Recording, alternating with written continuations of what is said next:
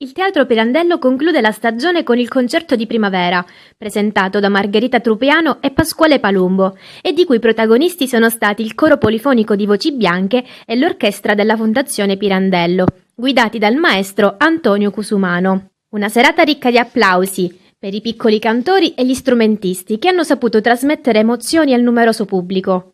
Il concerto si è concluso con i ringraziamenti da parte del sindaco Calogero Firetto e il presidente della Fondazione Pirandello, Enzo Abate. Con questo concerto omaggiandolo alla città di Agrigento, abbiamo pensato di rimodulare un po' quello che è stato l'assetto sinfonico, operistico, concertistico. Sarà una serata particolare, pieno di eventi, pieno di momenti musicali diversi, contrastanti, ma nello stesso tempo molto interessante.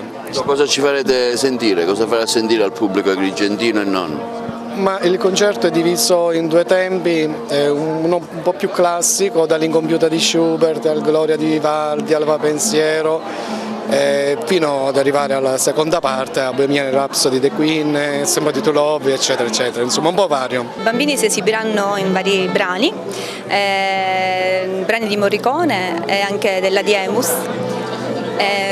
Sono entusiasti, non vedo l'ora di iniziare, sono molto energici. Sì, io farò il pezzo dei Queen, Somebody to Love e Bohemian Rhapsody.